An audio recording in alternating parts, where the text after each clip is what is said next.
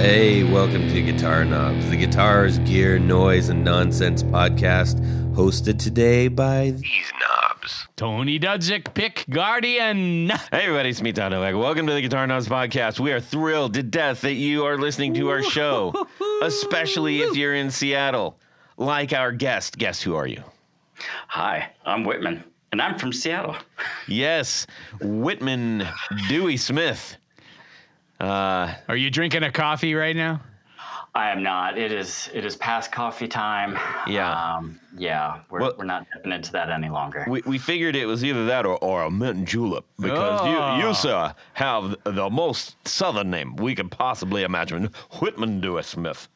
I know. It sounds like I should have been a novelist. Yes. Yes. Penning your words with an elkskin glove with fringe. That's Colonel Whitman Dewey Smith. Yes, you don't mind if we call you Colonel the whole time, do you? I was going to mention it actually as my preference. Yes. All right. Everybody out there in the car, you can call him Colonel too. How about that? All right. Well, why don't you tell people where they can go see the things that you make? Yeah, the things I make are found on whitmanaudio.com. Mm-hmm. And you can check us out there or on our Instagram by the same name. And we're also on YouTube, also under Whitman Audio. Excellent.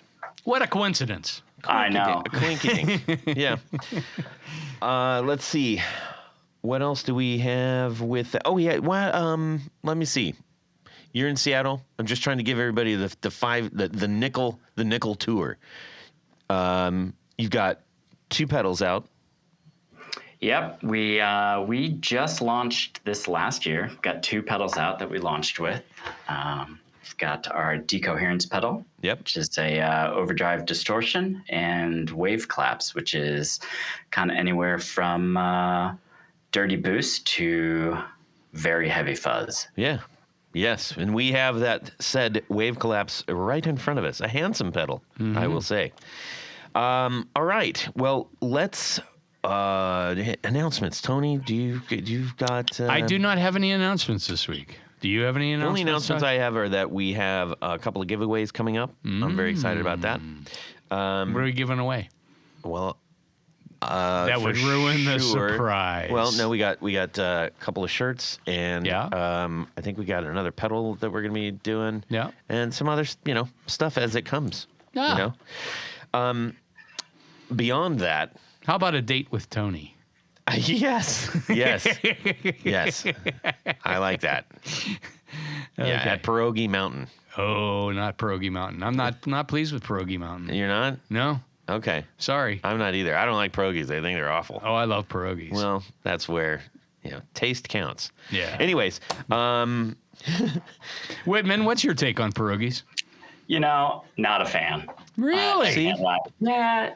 I just, the world loves a Hot Pocket, but it's one of the few that I kind of stay away from. Yeah. Do you like ravioli? It is nothing like ravioli. It's of the same vein. If you had ravioli with stuffed with flavorless nothing in it, then yes. You have not had my mom's pierogi. No, I haven't. Or now my pierogi. My general feel is that they're generally stuffed with the color gray. Yes. And, it tastes like it too. Well, you're not eating the right pierogi. Yes. How about some boiled flour and water with some flour and water in the middle of it?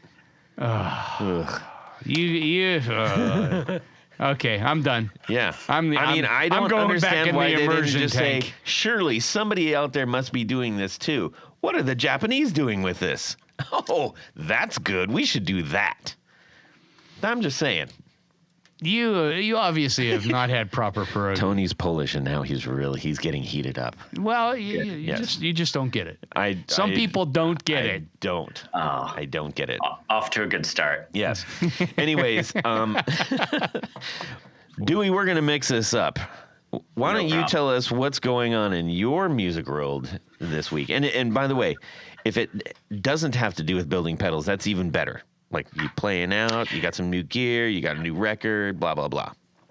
I am not playing out. I'm not in a band currently, and haven't been since college. But I have been playing a lot more lately. Oh. I'm trying to get the chops back up, and it's been kind of a slow journey, but definitely having some fun. What's your main guitar? Okay, well, last year I treated myself to a Gretsch, which I had always wanted, and I bought it. Thought for sure it was going to just be my number one. And I do love it. But the sad fact is my $300 Squire Telecaster has remained my number one despite the new purchase. And so that's kind of my main guitar these days still. Which model do you have? I think it's one of those classic vibes. Mm-hmm. And I put some new pickups in it. And this was a long time. This is probably 10 years ago, but it just can't be dethroned for some reason. I have a few other guitars, but for whatever reason, this thing is just... It's so well built. I have one right here, the blonde. Yep, that's what I have, and I don't know. It's the one I always reach for. It is such a you cannot beat it for the money. I just don't. There's nothing else out there that I think can touch it. I love how great cheap guitars are these days. It's amazing. Yeah. What Gretsch did you get that went from number one to number two? It's one of the ones with a lot of numbers, since they so well name their products. Yeah. It's a bigger body, little duo body? jet. Okay. It's but I don't know the numbers. Okay. And that's their thing. We can go with the duo jet. A long string. Yeah. But it's beauty, and I do love it. But what color is it? It is kind of a walnut. It's got a clear coat. Oh, nice. Walnut. Okay. She is pretty. Yeah. I do love it. They do make a really pretty guitar, don't they? Yeah, and I have just lusted after having one. Yeah. Forever. So what made you want that guitar? It's just I'd always wanted Filtertrons. Mm-hmm. And I love Bigsby, even though it's kind of a pain in the butt. I think those two things alone were kind of the big selling point. Was there an artist that you liked that played one, or? No. I had just always thought they were beautiful, and just they're such classy looking guitars. And I wasn't inspired by any players or anything. I definitely don't play the music that I think is typically heard on a Gretsch.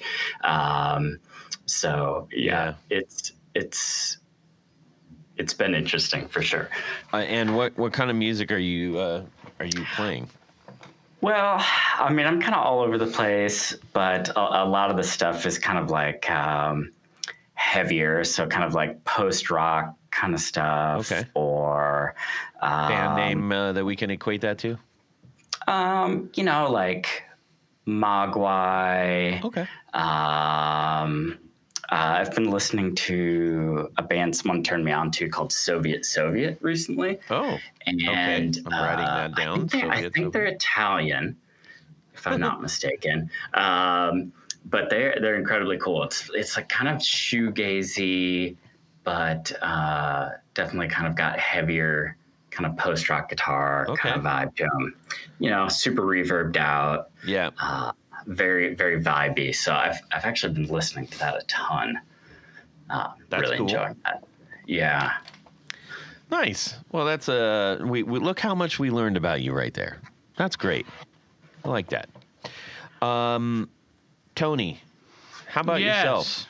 What's going on with your music world this week, Tony? I'm trying to find the name of this documentary. So it's the one about the struggles of the Dandy Warhols. Dig. Thank you. God, that was one. So easy. I know it was. So I finally. They're good. They got another tour announced. The Dandies. I'm super excited. Yeah. Or Brian Jonestown. Dandies. Okay. Because and I hope Peter rolls through here, because then we can have him in the studio again. Oh, that would be cool. Yes. But anyhow, I finally had a chance to see it. Yeah. And it's really worth watching. Oh yeah, it's a great movie. Man, is it good? Yeah. And there was very unconventional as far as what you think a rockumentary would be. Yeah. I mean, normally I kind of like the ones that are just, they tell the story, they give you some, little tidbits of things that you may not know. This one was filled with things that you don't know. Yeah. So, if you happen to, I thought it was on Netflix, but it might have been on one of the other. It's out there. Yeah.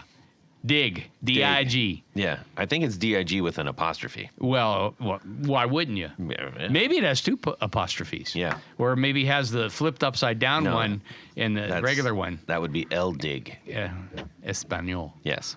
So anyhow, if you get a chance, that is definitely worth catching. I did watch a couple of others, but that one stuck out in my mind as obviously I could remember the title. I dig it.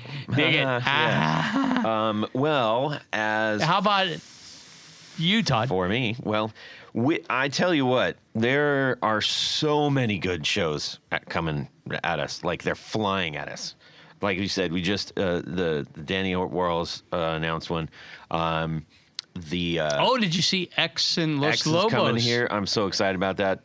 Billy got some tickets already. Yeah. If you want in, you should go with us. All right. But I happen to get what I believe says the ticket seller, the very last Queens of the Stone Age ticket. Very last one for Columbus, which I'm love Queens of the Stone Age. So let me see your ticket. Well done. It's digital. Yeah, I mean, it's crazy. There's so many Devos coming. We got Peter Hook and the Light are coming. Elvis Costello's coming. He's doing the first 3 albums. Yeah, all the early hits. Loads of stuff. Loads of great music. All the good stuff is coming. So it was pretty fun. Yes, I like it. Anyways, that's your music. That's the music world this week. What our music world didn't have anything to do with is stitching pedals together. But should we have talked about that, we would have referenced Tour Gear Design's patch cables. Because that's what I used to stitch up this Wave Collapse in front of me from Whitman Audio, and I couldn't be more pleased with those patch cables. I've got a box of them. I actually drug them out for our practice this weekend. I was letting my bass player try it. I'm like, hey, try this pedal. It was the funky mustache? No, the mustache. I'm trying to remember the inappropriate mustache or something. The fuzz pedal. Anyways. The awkward mustache. That's it. Awkward mustache. Yeah, so I gave him the awkward mustache, and the porn star mustache. Do you have any patch cables? I'm like, actually, I do. So I sold him the whole bag of chips. So you should go over there yourself.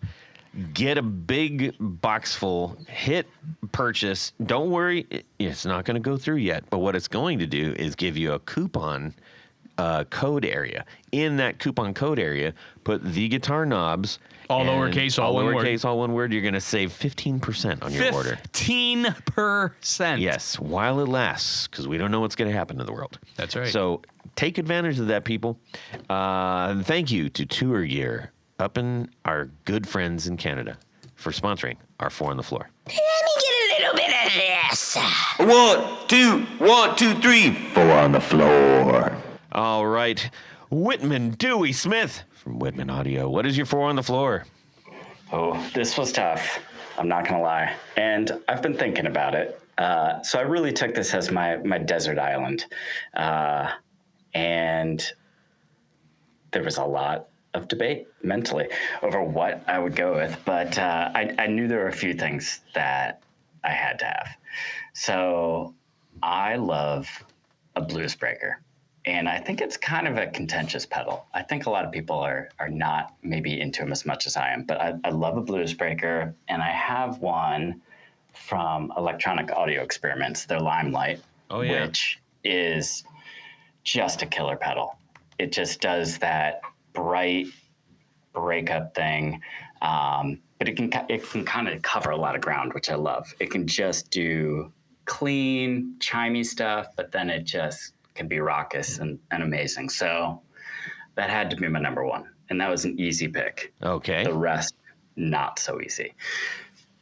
I went from there, and I think one thing that I was thinking for a desert island. Oh, wait, time out. Go back to the Bluesbreaker. How do you run that? Is that something that you run by itself? Do you run that into something? Does something go into it? Usually, it does have a boost on it, so it's a little bit of a cheat. It's kind of a 2-in-1, but it's got a JFET boost in it. I believe it's a JFET boost. So yeah, I usually run that thing right up front, and that boost can let you go from kind of that edge of breakup thing to pretty screaming. So that'd be kind of an easy first in the chain pick for me. Okay. I also, I should tell you, there's another Bluesbreaker style pedal, the one that I actually picked up that I quite like. It's from Critter Electronics, and it's their I think it's the Model 4. Is it Model 4 Overdrive? Yeah, Model 4 Overdrive. It's essentially a Bluesbreaker on steroids plus boost. Man, I seriously like it. It comes in a sparkle case kind of thing. It's a dude up north, I think, in Michigan, where he lives. Anyways, if you're interested in that kind of stuff, he does some really cool pedals. You should check it out. Will definitely do. Yeah, and I just dropped that link in their little chat box there, so you can see for yourself. Anyways, okay, number 2. All right, number 2. Tough spot.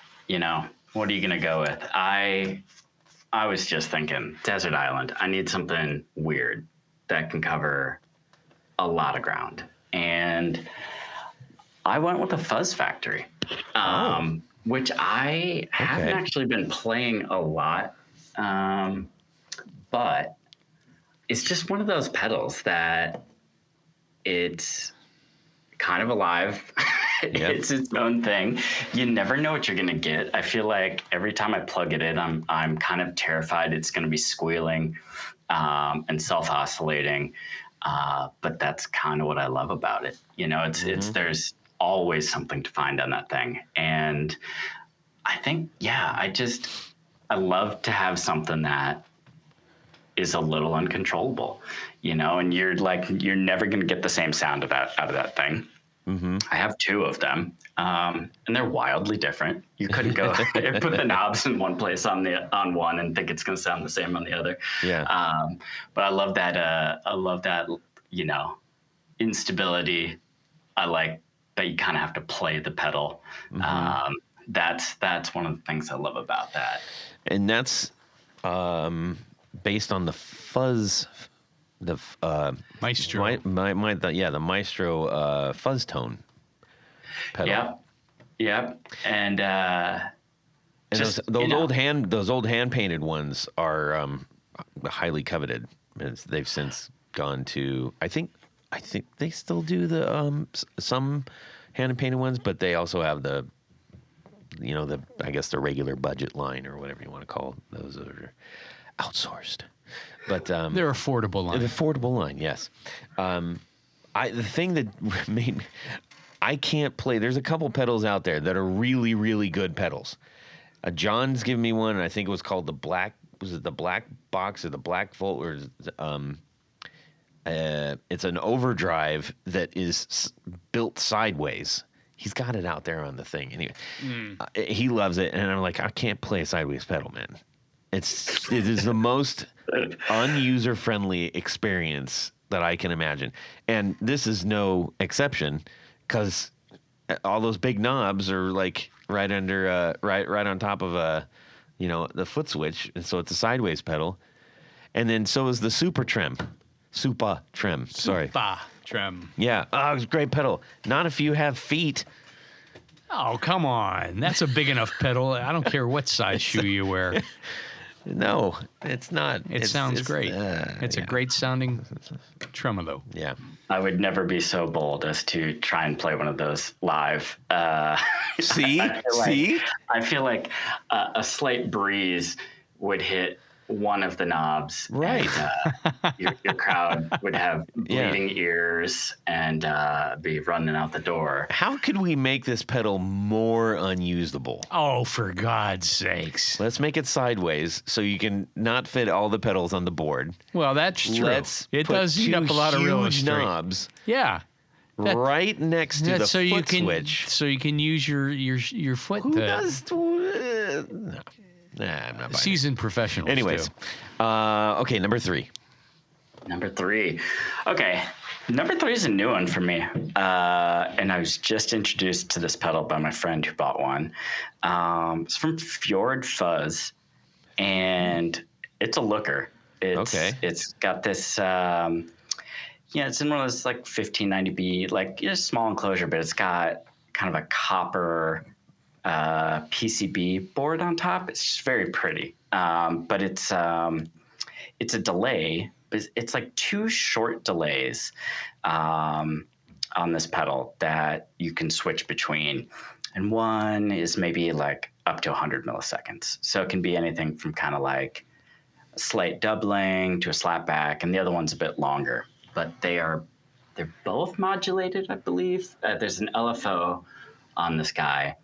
And it's just a pedal that we plugged it in, and anywhere we turned the knobs was you just wanted to keep playing. Really? And so I have been looking at these ever since my friend brought one over. It's just, I don't know, I couldn't get a bad sound out of it. Super inspirational pedal.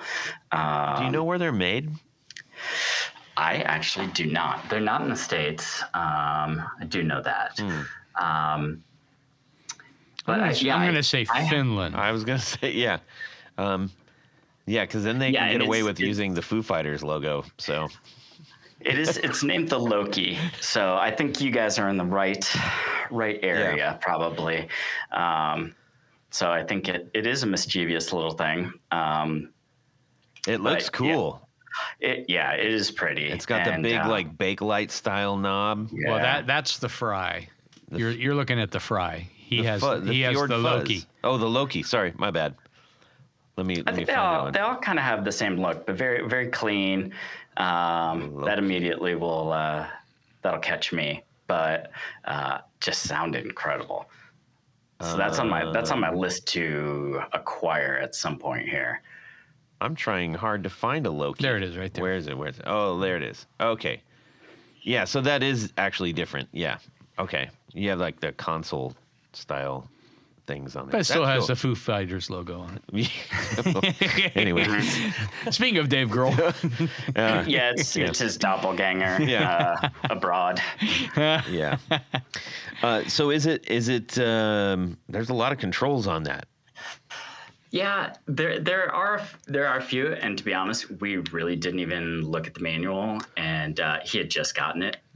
Just started turning knobs. Yeah. And it was great.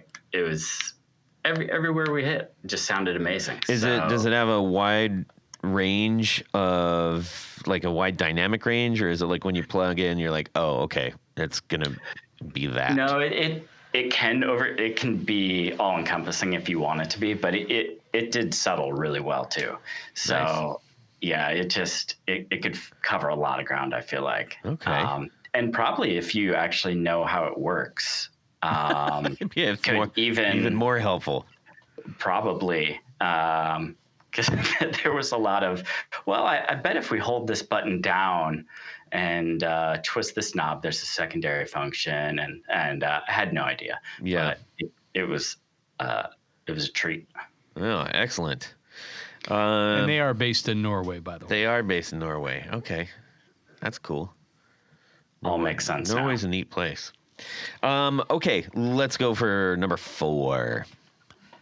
Number 4, struggle. I love reverb. I'm addicted to it. But I was trying to think of something that was kind of like a more of a simple reverb. And then I had another friend recently buy this pedal. Just these are the two pedals on the list I don't own, but my experience with them was, I should own these. So Death by Audio's Rooms. Oh yeah, okay. Yep. Stereo reverb, and I think again it's got a lot going on that I didn't know about. But just I love just encountering something and immediately wanting my friends to go away so I could just spend 2 hours playing. Right. Yeah, that pedal easily would have put me in that spot. You know, so that I that pedal, when they introduced that, we got to play that at NAMM, which was the worst place to play that pedal because it's so bonkers. And, they're trying to talk to us about it while I'm trying to play it. And it's like, it's already, if you take your headphones off, all you want to do is put headphones back on because it's really, really loud. And I was twisting all the knobs. I'm like, I mean, I guess so. I don't.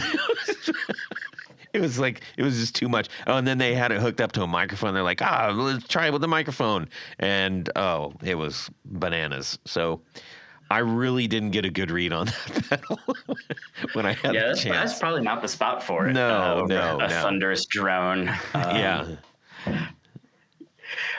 It is definitely one that I feel like, again, reading the manual would be a really good move. Yeah. But I love those things. You just plug it in. It might be prohibitive, though. Maybe you're onto something there.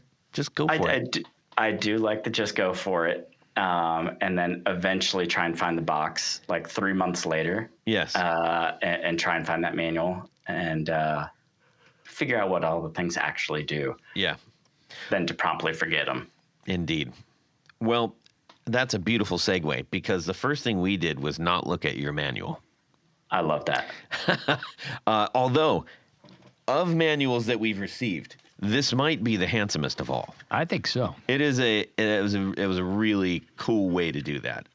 It is in a teeny tiny front shirt pocket size field notes kind of notebook, saddle stitch. Yeah.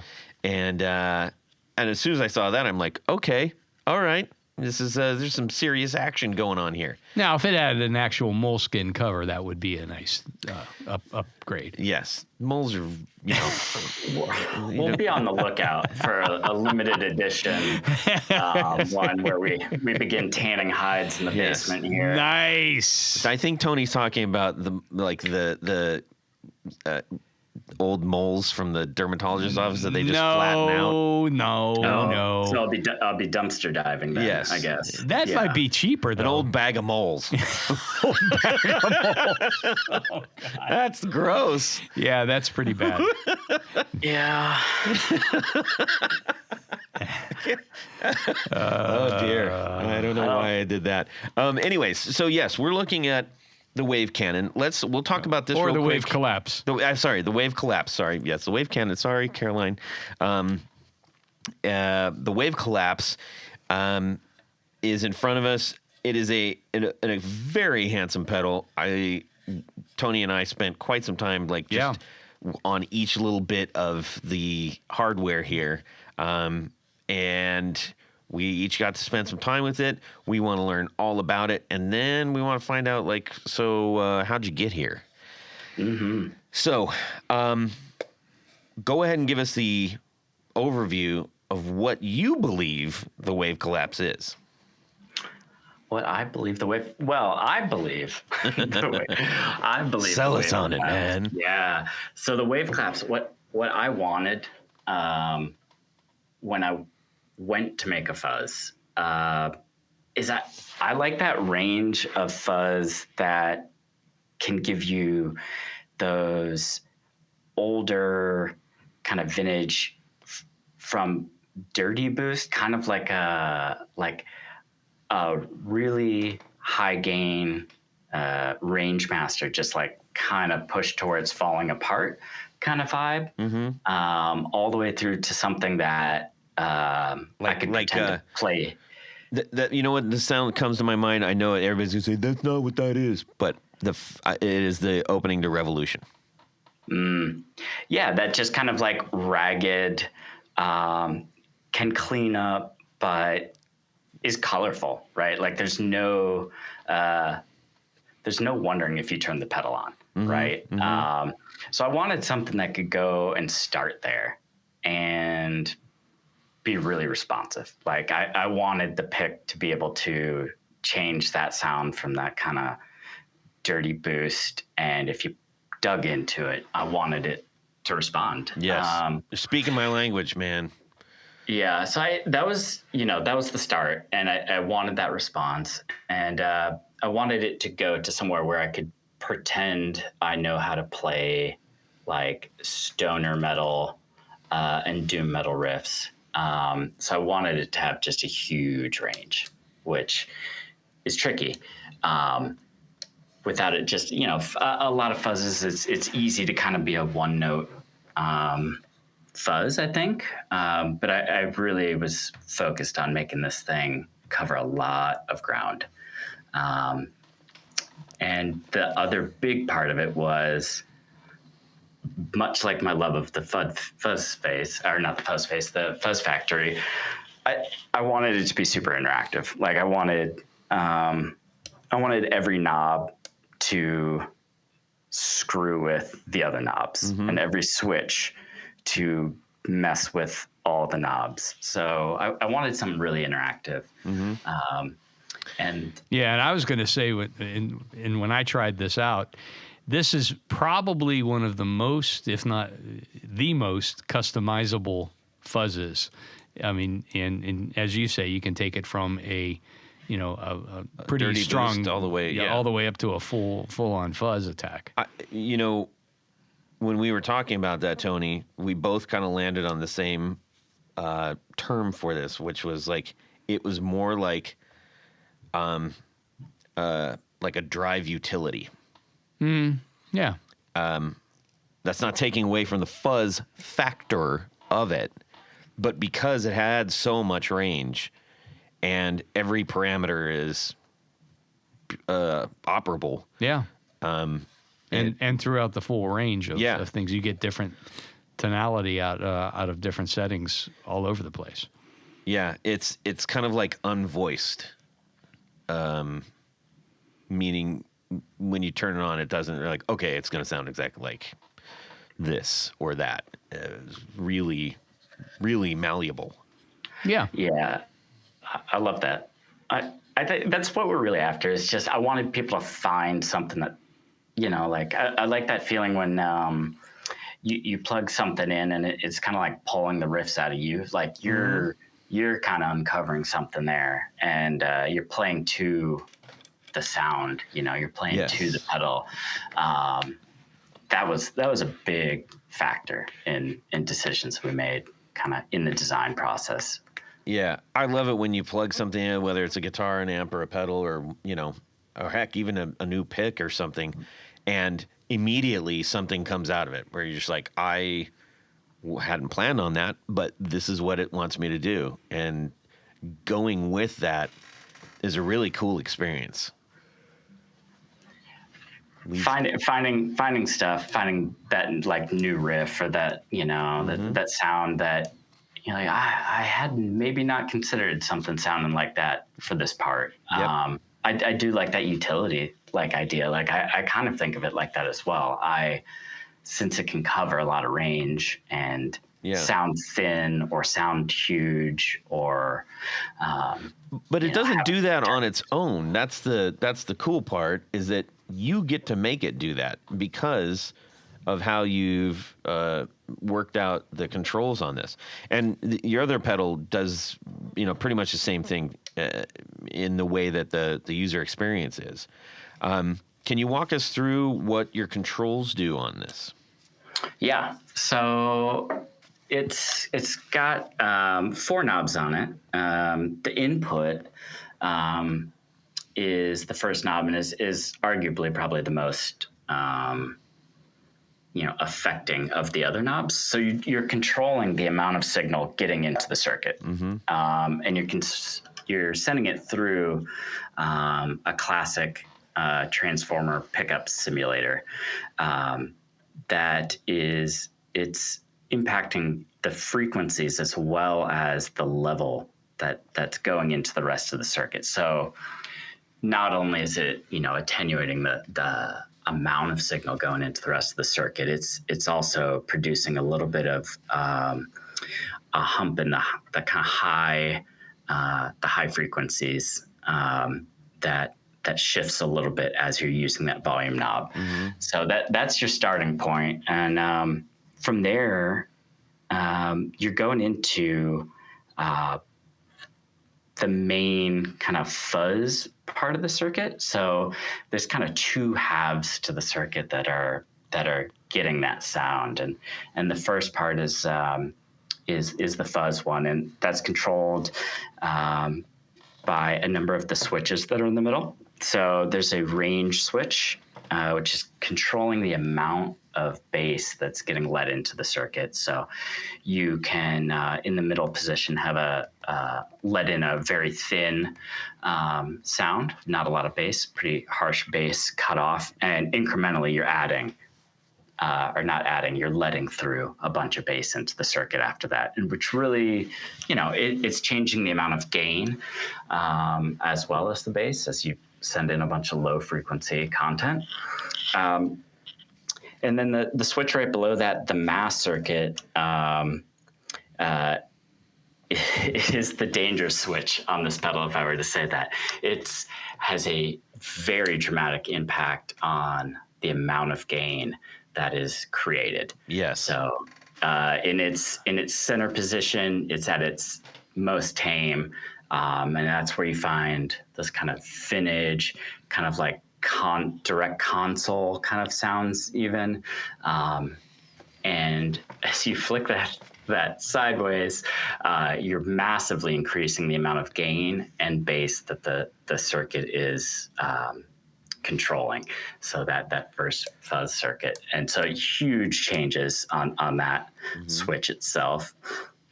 And then below that, on the knobs, you've got a bias control, which its best friend is the input control right above it. So these two, I think, have the biggest impact on the texture of the sound. Very interactive. Super, super interactive with the input. So if you're messing with the input, you're messing with the bias. Because you're controlling the amount of signal getting in, and then the bias is controlling how that circuit right after it is going to be impacted. So is it going to be super gated and sputtery and cut off all the way through to just being super brash and open sounding. And then after that, you're really just filtering the sound. There's a tilt EQ. That's pretty straightforward, but there's a knob or a switch rather that will duck out the mids at about 1K. It'll pull that down pretty substantially. And depending on what you have going on the rest of the pedal, that can be kind of overrun by the fuzz, or it can be quite impactful. Yeah. And it just really depends on the sound you have. So it's always worth exploring that. And that's kind of the last thing I set. I think that one is probably most responsive to whatever amp you're playing. At least because I ran it on, I only ran it on 2 different ones, but they reacted very differently on each. Yeah, the Vox and the Marshall. That sound definitely comes through differently based on the amp. So if you have like a blackface Fender that's kind of got scooped mids already, that's going to sound different than some that's more mid forward. Yeah, for sure. Now let's talk about what you got going on in the guts. What is this? What's the base of it as far as the drive? Well, there's two circuits. The first gain stage is based around a BC 108 transistor. So it's a two-stage gain circuit there, and it gets most of its lineage from a fuzz face ish. Definitely inspired by that and kind of tone bender circuits, but silicon. So it's a much higher gain circuit with a good bit of filtering in there just to try and tame some of the really shrill stuff that can happen. Yeah. And that all moves into, after the filtering, it moves into a really big JFET circuit that is taking whatever you're throwing at it, and it's its own gain stage with its own sound. So it's kind of how we are able to get this big range. Right. So when you have the input low, that first gain stage isn't really distorting very much. It's set so that it can be clean. But what happens is if a clean signal or somewhat clean is getting through to that last gain stage, that carries the sound, and that what you're hearing is the sound of that second gain stage, which is the JFET. And it's set up and it's modeled kind of more like a preamp in a guitar amp is kind of how it's set up. And it does have clipping that's after that stage, but it's at a really high threshold. So it allows you to get a lot of that clean stuff in there and nearly clean. But then when you push a big signal in and you're sending it through that first gain stage, that thing kind of takes over, right? Mm-hmm. The sound becomes that first gain stage. And so like whatever's happening in that JFET stage is really just adding a little bit of additional texture and kind of actually smoothing out this, the stage right before it. So it kind of takes a back seat in higher gain settings. Yeah. And it's really that interplay between these kind of two circuits. So where one drops off, the other kind of takes the front seat and kind of like center stage, and vice versa. Yeah. Well, and then talk to us about the pickup simulation. That's something you don't really see often, or at least talked about on the pedals. So that's interesting. Well, it's actually like I wouldn't say it's uncommon. It's a riff on a pretty, at least in the DIY community, a pretty famous circuit by Jack Orman.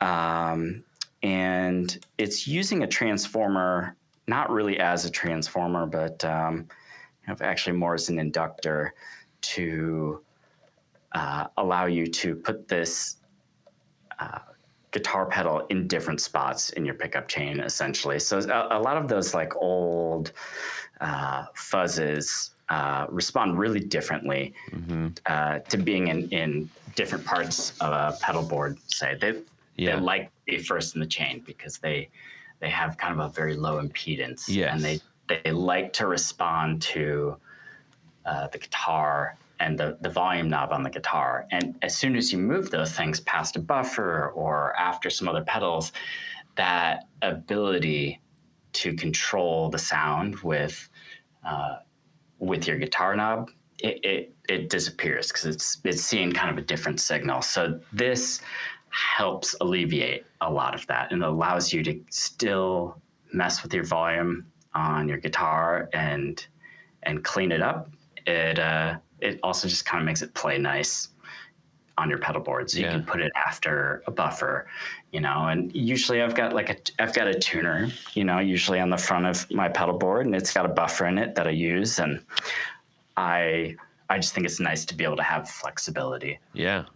Well, that makes it real nice for stacking, because I know that I did that. Tony, did you stack this or just go straight? Nah, I just pretty much went straight. Yeah.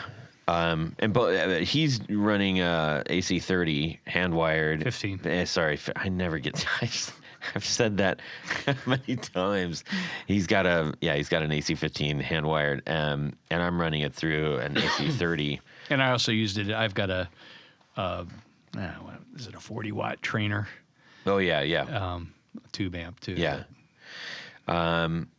So we actually have, he's doing the trainer and I've got a Marshall Origin 50. So we're actually not too far apart on our spread. We didn't run it through fenders. Did you run? Well, the trainer in the clean side, it's very fendery. So yeah. Okay.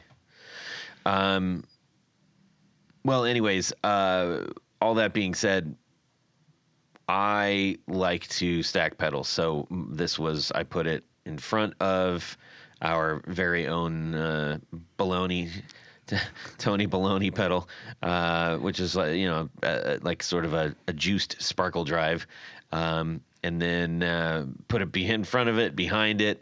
Also ran it in behind a Hello Sailor. He's got a thing called the broadside. So it's basically two pedals in one. And anyways, it matched. It was super versatile. That's where I'm getting. And I really appreciated that about it because I love drive.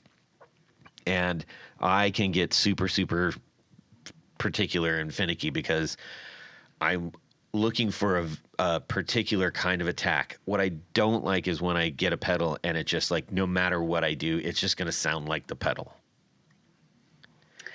Yeah, that's a big thing that I like the response. Like I in pedals, I love when you lean into them and they're gonna respond and you can hear it.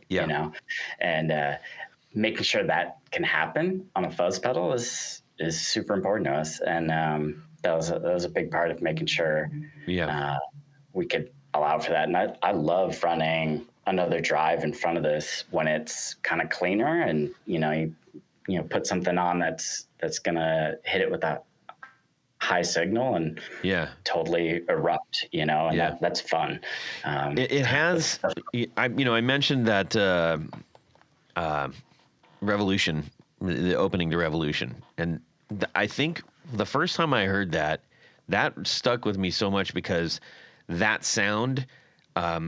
That super pushed sound, like you get that on some fuzz faces and some pedals where it just starts to have a bloom of its own. Not unlike actually like a Vox amp, I think has when you push it, it's like it kind of starts to do something on its own a little bit. Like best I can think of it is just like it has this sort of like extra bloom on top of the sound. And I got this pedal to do that, and I was like, oh, hello, I love that. It wasn't just, here's the sound. When you push it, it gives you that extra stuff that you weren't expecting. I'm not exactly sure how to better describe that. Tony, how can I better describe that? It's like the overtones, like sort of harmonic overtones. The harmonic bloom. The harmonic bloom. That's it. That's the only way I can describe it. I don't know how else to say that, but it's those the secret overtones and undertones. The stuff in some that cases. happens that you can't. It's not the controllable stuff. It's the stuff that you can't control. It's chaos. I love it. Well. I think we've sold the living heck out of this thing, and you've done a really beautiful job. It's a very handsome pedal, very nicely, all the hardware on it is really cool. And your other one is white. This is a black one. Your other one is white and does a lot of the same stuff, which everybody can find out about on the website. I want to find out at this point, how did you come about making this? Do you have a background in electronics? I don't actually. I'm started as an art school kid. To be honest, went to school for photography. All the great people did. I mean, let's I went to school for well, at least one of the two photography. people on the podcast. Yeah, so definitely no background in electronics, and I've always messed with pedals, and I've been doing this for, I don't know, quite a while. We'll say quite a while as a time frame. But in the last 2 years, finally took it upon myself to actually learn and pick up books and study and really learn what was happening. Was there one that particularly struck you that you can share with the audience? Book? Yeah, or other materials that made you go like, aha. I would say kind of my number one textbook would be, I think it's called Small Signal Design by Douglas Self. It is. Okay. It's kind of the Bible, honestly, of a lot of folks. It's a tough read at first, I would say, but a wealth of knowledge to really start understanding audio circuits. But yeah, I think what happened is I had been around folks that were doing this in college and kind of learning, and I was always interested, but never kind of I wasn't like enamored, I would say. Did it scare you before you actually got a handle on it? No, I wouldn't say definitely not scared, but I was excited by the fact that there's so much I didn't know. Yeah. It's a subject with, I think I'll be able to continue learning forever. I'm sure. It's endless.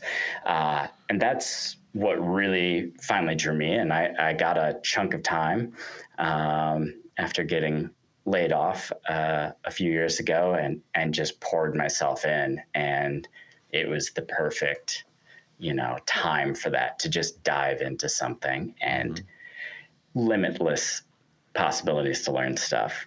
And I started exploring it a lot more and designing, and it felt great to go off the beaten trail, and discover things that I had created, and go past, what I had been doing, which was modifying stuff. And I think like a super common path for people, which is great. Modifying their circuits, kind of getting the sound they want out of them. It's the perfect spot to start understanding what's really going on in these little magic boxes. And one of the talking about the modifying, I remember the first kit that I got, and what was really neat is that there was like I checked the chat channel for this, and somebody had posted up like, oh, here's a diagram that I made for switching out variable values of resistors. And I said, well, that's fun. I didn't know any better. I'm like, that sounds cool. I'll try that. And that was like, oh, this is actually really shaping that. This is really cool. That was a neat thing to encounter, because up to that point I was just putting it together, which was still really exciting. But in that midst of putting it together, I actually had the chance to make it more my own via that. And I thought, oh, okay, I get what you can get like really excited about in building something like that. Once that takes hold, that, oh, I can get the sound out of my head that I've been looking for. That bug just became obsessive for me, and I just could not stop reading and researching and simulating circuits and, just anything I could get my hands on, just because it's just amazing to, put together a string of components and have that magic kind of erupt out of it and just find something new. That the thought of finding something new is pretty intoxicating. It's just, it just makes you want to dive in further and further and further.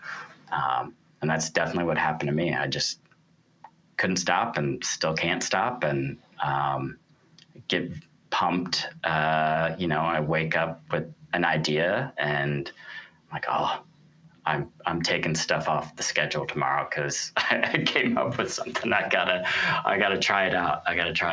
And I think that it's such a rich subject, and I love the science of it. And the fact that the science goes so far until you try something and realize, oh, that kind of sounds awful.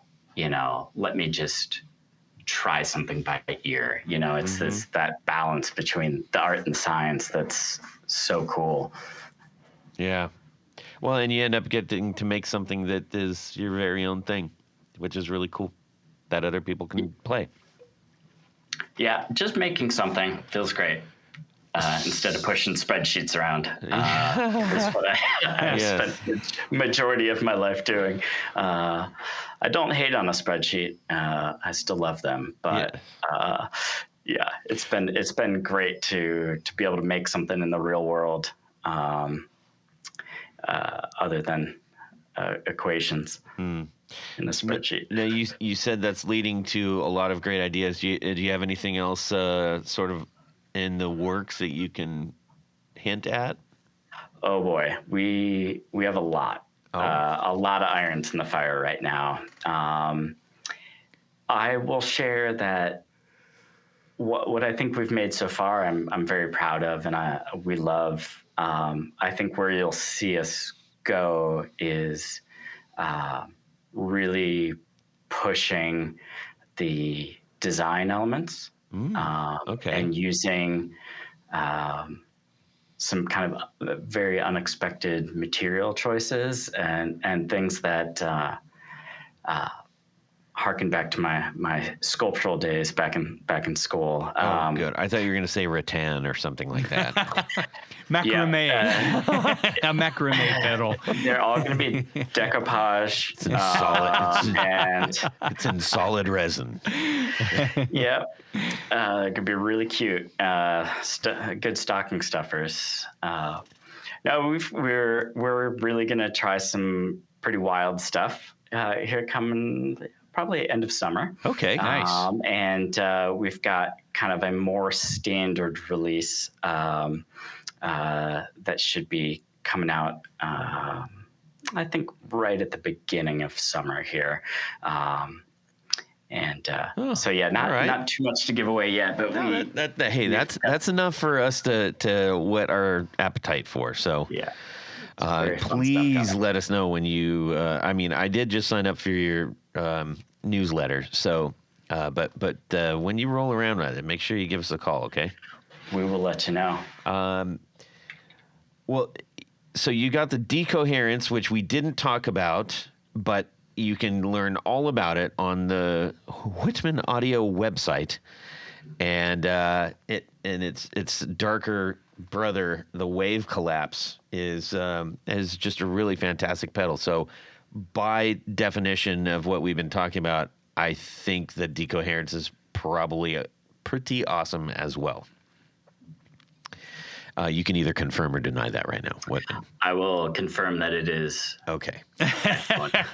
Which one was first, by the way? Ooh, that's actually kind of tough. Decoherence was first, but they were kind of done in parallel, and they went back and forth on the bench so much. So the fraternal twins. They are. They really separated at birth, yes. And grew up in very different lands, very very different pedals, but nice. Kind of same vibe though. Yeah. Very interactive pedals. Well, we wish the absolute greatest success to you in your pursuit to create distance between you and the spreadsheets, and on top of that, make us all sound awesome. Yeah. We have a little thing that we're going to do right now called Would You Rather? Yes, We Would.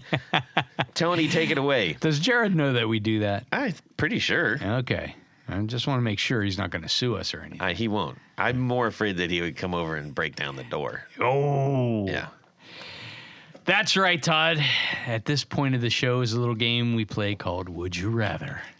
Today's Would You Rather is an adaptation from one submitted by our good friend, Mike Nazionale. You know him. So here's the deal. You are a genie in a bottle. Baby. Yeah. The bottle is being polished and causes you to spring out of it. You thought it said Polish and you got really excited for a minute I was there, hoping there'd be some pierogi or something in there. Jeez. It's a Polish genie. It's a Polish genie. How do I like get back him. in this thing? I don't know. Anyhow, you announce yourself and grant the holder one of two wishes. Okay. I'm still laughing at my Polish genie joke because that was pretty.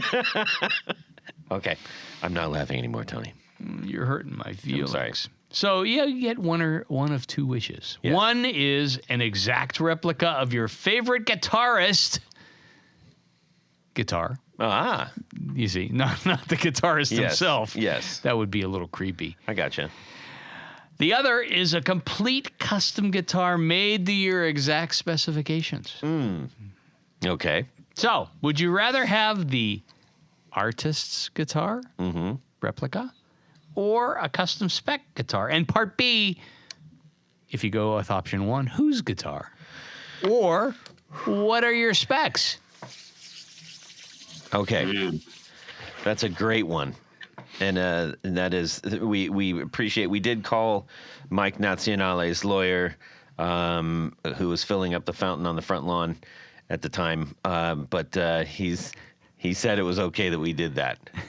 So thank you, Mike Nazionale, for that. All right, Tony. Yes. So that Whitman and I can buy a little bit of time. Tell us what you want to do. Well, what I would like to do, I would rather have an exact replica. Really? Of an artist's guitar. Okay. I've already made my own to my exact specs. Okay. So, part B answer. I would like an exact replica of Mick Ronson's 1968 Les Paul Custom. The black back. Black back and sides. Yeah. Strip top. Covers off the pickups. I mean, to me, he was so cool. Do you know that he actually? There's a great documentary on that. It's really good. Yes. It kind of doesn't make Bowie look so good, but anyways. Well, the he actually did all of the charts and orchestration for the first 3 albums. I saw the movie. Oh, you saw the movie. Yeah. So. Yeah. But anyways, hey Whitman, have you ever seen this documentary on Mick Ronson? I'd like to hear it. Here it goes. I just haven't, but I feel like maybe we'll get through it here. Yeah. I'll tell you the whole synopsis. Yes. No, he was a brilliant musician. I mean, the bands that he worked with, and of course with Bowie. Yeah. I mean, and the fact that he really understood music. I mean, I if someone told me held a gun to my head and said to chart something, I would just say, pull the trigger right now. Do you think it's safe to say, without further exposing said movie, that there probably wouldn't have been the Ziggy Stardust and the Spiders from Mars album without him at all? Or Hunky Dory. Or, well, yeah, okay. I mean, or Aladdin Sane. Okay, I get the picture, but you know what I'm saying. But there would be no Ziggy specifically. There would be no Ziggy Stardust. I mean, there might have been a Ziggy Stardust, but it would have been just a maybe. I mean, Mick was the guy that really glued everything together. Yeah. I thought. Yeah. So that's what and I've always wanted one. I was going to have one made, and there was some problems, blah, blah, blah, blah. But anyhow, I mean, you could do that yourself, Tony. Well, I could go buy just to get the top off. Yeah, just sand the top off, just like he did. Yeah. But, finding one that has just the right top, too. Because it was, it wasn't a fancy top guitar. No. It was just plain. Yes. And I challenge you to do that. tell you what. Yes. You go buy me a nice Les Paul Custom 2 pickup. I know a website where I can get one of those. Yeah. Very affordably. Yes. Okay. So that's what I'm doing. Sounds good. I mean, yeah. Okay. I'm sticking to it. All right. Whitman, much about you? Well, I'm going to have to go the custom route. I was thinking of an artist, but I think I have always wanted a Les Paul Jr., and I think this is the time. So I'm going Les Paul Jr., maybe like a walnut, like a dark one, those like red tortoise pickguard, kind of classic look. P90, single one in the bridge, just the most simple stripped down guitar. It's been on my bucket list for a long time. I love the simplicity of them. Every guitarist should have a Les Paul Jr. Wraparound tailpiece, P90, dog ear. I mean, it's exactly. It just, and many of them are very, very light. I have a few. What? I do. You do? Yeah, you don't. Well, let me play one. Let me borrow one. Come over and Stop hoarding all the guitars, Tony. Come over and pick one out. I'll let you pick one. Okay, what single cut or double cut? Ooh, that's tough. All right, if I went double cut, we're going for 2 pickups because a P90 in the bridge is amazing. In the neck. But I think I'm going single. I think I'm going single cut, single pickup. Okay. I love the stripped down guitar. Yeah. I agree with you 100%. I think they're so cool. The sound of rock and roll. I just think they're great. I dig it. All right. What about you, Todd? Since you've already had your dream guitar built.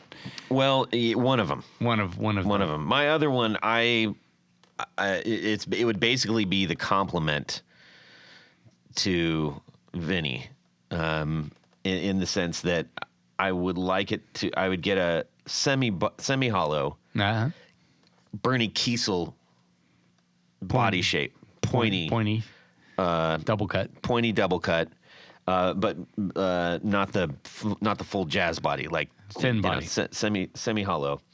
And I would actually like that to have Filtertrons. Oh.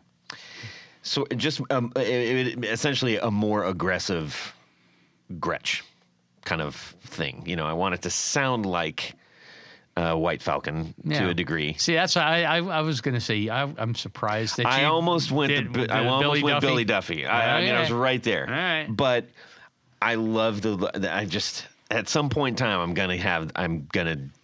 I want this. Yes. But I would want it in like burnished black and like a worn piano bench.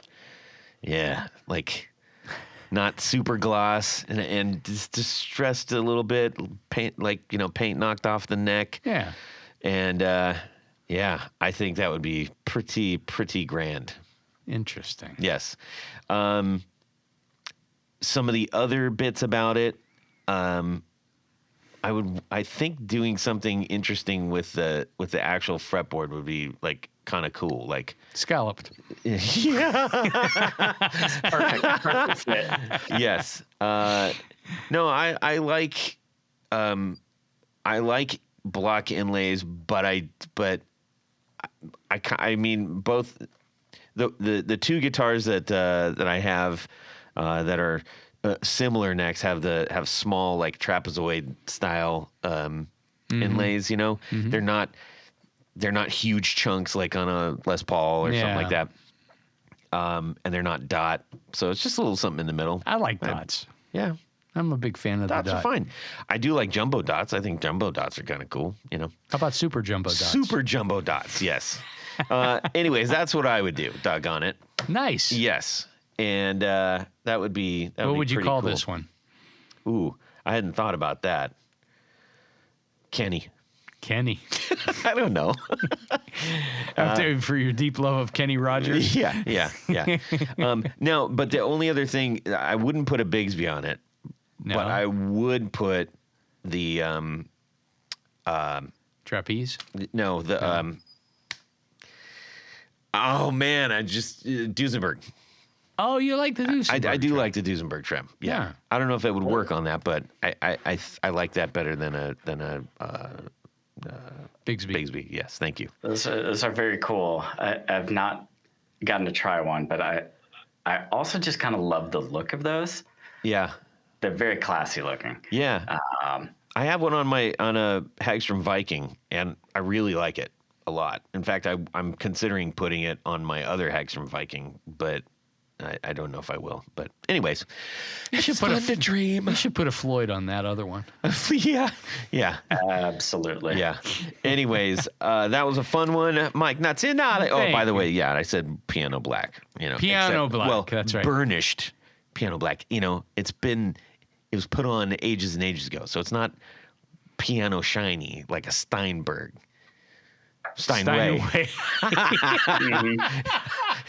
It's a very, very tiny you do, piano. You do like to blend all of those. Yes. Anyways, that was a fun one. It's always fun to dream. Anyways, all right. Tony, we need to thank a few people, and then we can say adios to our friend Whitman. That is correct. At this point of the show, Todd, there's a special group of people we love to thank. These are our executive producers. Now, an executive producer helps make this show possible. How do you become one? Quite simple. Go over to patreon.com/The Guitar Knobs. Check out a couple of different levels in which you can participate, become a sponsor, a friend, a hero of the podcast. Each level comes with some very nice thank you gifts and opportunities to win free stuff. Need I say more? No, I need not. But in addition to all that great stuff, there's one thing more. What would that be? You get to have your name read on the thing. Your name read on the thing. That's what I'm going to do right now. So special thanks to these executive producers.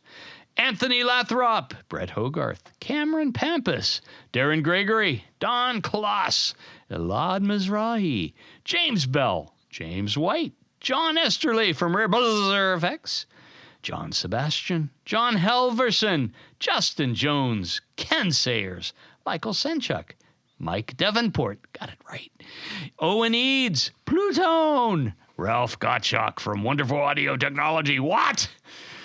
Richard Kendall, Rick Calhoun, Rusty Sneeden, Stefan Lamb, Tom Brezin, Trevor Ellenberg, Trevor Gunberg, and Vader and Pedals. Yes. Oh, but wait, Todd, there's more because there's a special group of executive producers. We call them our Grand Poobahs. Mm-hmm. These are the creme de la creme, the top of the heap, the A number ones, and they wear a fez upon their head whilst listening to the podcast. So special thanks to these Grand Poobahs. Anthony Gemalero, Billy Spitfire Unlimited, Bob Crouch, Brian Robinson, Cody Foster, David Kaminga, David Tyndall, Enrico Fernando, Fox Hill Studio, Gregory Randall, Hex Matos, John Williams, Martin Cliff, Matt Hart, Michael Van Zant, Michio Murakishi, Mike Nazionale, Moon Guitars, Pedro Vasquez, Sam Jett, Steve Keys, James Pennington, Zach Oswald from Brandon Wound Pickups, Jonathan Labate from M2 Labs, and Columbus's own Ty Barnes. Mm-hmm. Yes. Thank you. Thank you so much. Okay. We truly can't do this without you. We truly thank you. If you have been considering joining that crew, now's a great time. Anytime's a great time. Do it. Just I dare hop you, on over. I dare you to do I it. double dog dare you. Ooh, I triple dog dare you. Oh, well then I'm signing up right now. All right. We need to say a colossus thank you, a colossal thank you to Whitman Dewey Smith, the Colonel from Seattle, for joining us on this Happy Fun Time show. Thank you so much, man. It was great talking with you and getting introduced to the awesome products you make. Hey, thank you guys so much. It's great nerding out, and I had a good time. I appreciate it. Good. Excellent. Tony, and please tell everybody where they can get this stuff and how they can stay up on the cool things you're going to make. Good question. So you can find us at whitmanaudio.com. Head on over to Instagram. It's probably what we keep the most up to date on the newest things we'll be working on, and having some sneak peeks on there as well. And just like Todd did earlier, you can sign up for the newsletter if you go to the website. Yes, and we do send some special things out to that newsletter. So if you sign up, you just might find something cool in your inbox. I like it. Tony, how about yourself? Just head over to pickguardian.com. Check out the stuff that I do. What do? I make custom pick guards for guitars. How do you get one? Shoot me an email. Let me know what you need, what you're trying to do. All the specifications. Excellent. Just like the genie. I'm like the genie of pick guards, you see. It's your opportunity to make your guitar even more yours. Exactly. You can shoot me a DM at Instagram at the Guitar Knobs. No, just kidding. Let me strike that. I don't know what my own channel's called. You can shoot me a DM on Instagram at Guitar Knobs. And we would love to hear from you. Tell us what's going on. Tell us about your gear. Tell us why you love the things that you do, whatever it might be. Send us a would you rather. Yes. Tell us what your favorite soup is. Send us your 4 on the floor. Do that too, yes. And also, we need to make sure that you have a great week, everybody. Out there. A great guitar week. And subscribe!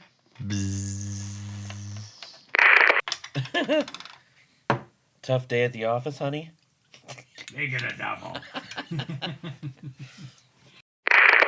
I wanna Shasta.